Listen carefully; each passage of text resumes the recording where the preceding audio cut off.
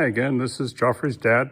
We're working a little bit on the front of the Rescue 57 today, and here's what I've accomplished so far. What I did was mount the computer pretty much where it was on the Yukon, only it was on an angle on the Yukon, and I mounted it directly to the inner fender with a bracket here and a bracket here. I mounted the fuse box right behind it, which again is really close to where it was in the Yukon. I originally had this bracket up here, which had the fuse box up even with the top of the reservoir on the master cylinder. It would be all right there, but to me it made it too much of a focal point if you open the hood and just look at the engine compartment. So I moved that down about 3 inches and put stiffener braces on the inside of the fender well, because just to stop any vibration or anything that might come from just having it hanging off 2 bolts. So I made these brackets, the bolt here, the fuse box bolts in the middle of it, and then there's another bolt down on the bottom that makes both of these very, very strong, and takes any flex out of the inner fenders, because they're obviously hooked up here on the front, and then way down there in the back there's a mount that goes onto the floorboard of the truck.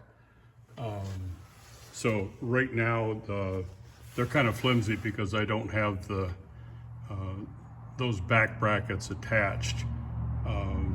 One cool thing, when I moved the truck from its previous situation back here to the lift, because I'm going to take the fenders back off, take the cab off, so I can finish filling in the holes on the floorboards and on the firewall. We actually got to steer these wheels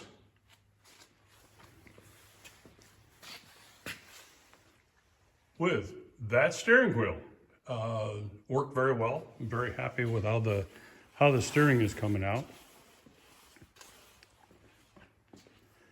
Also, I put over on the passenger side, I mounted the expansion tank for the radiator. Again, made up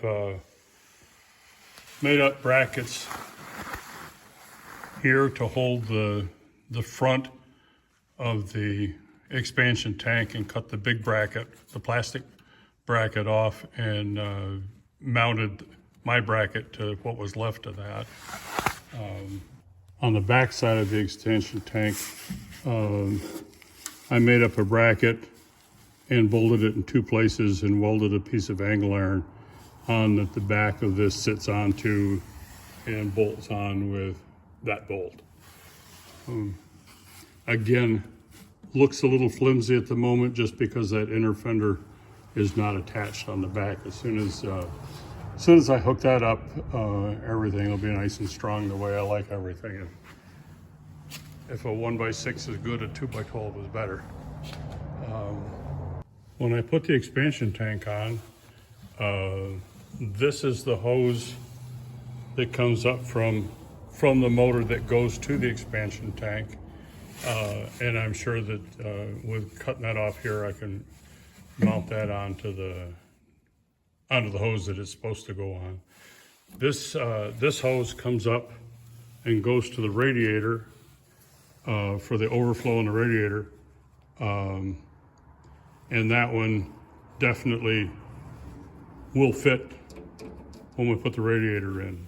The upper radiator hose on the Yukon came way over to this side of the radiator because it had a kind of like a 4.5-foot radiator, and it was huge. With the typical LS radiators for the swaps, like the one that I've got, the 5559 LS out of Champion, both the inlet and the outlet are on the passenger side along with the steam vent. So this radiator hose, the upper radiator hose, I've got all kinds of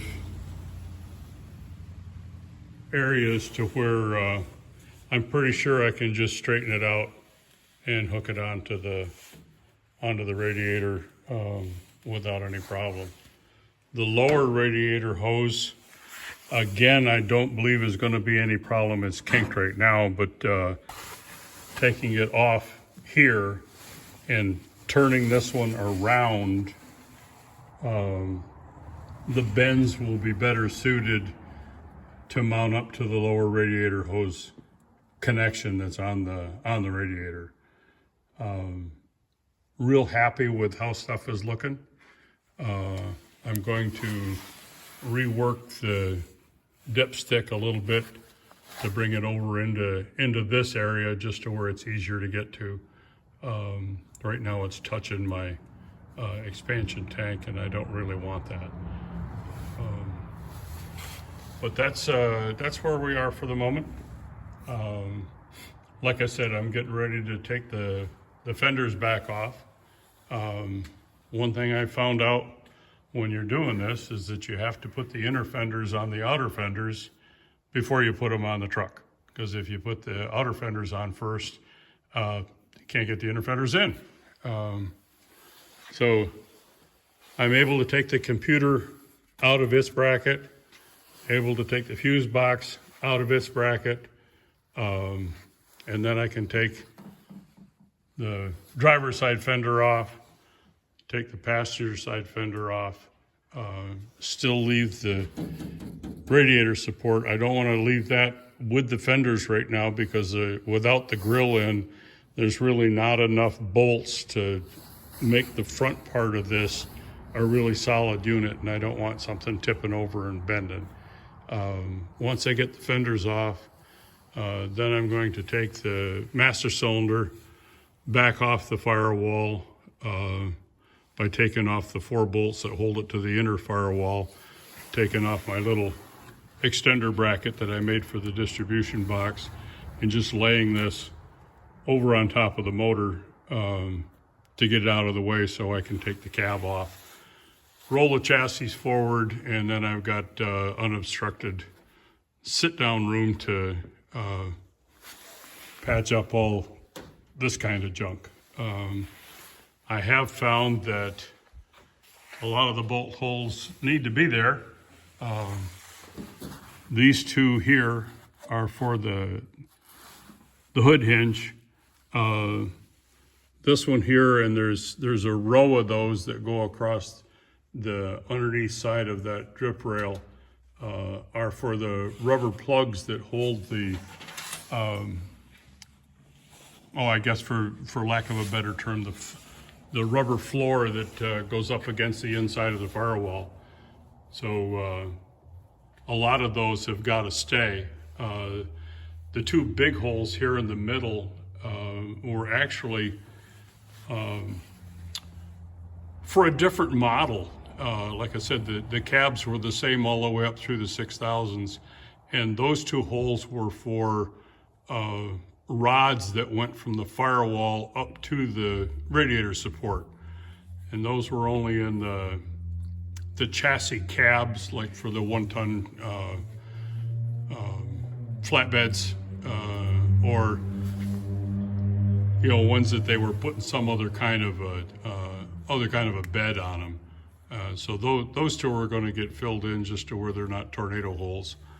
And there's a couple more down there. And then I'm going to mock up the vintage air to see which ones are necessary for the for the vintage air outlets. So with that, I'll let you go.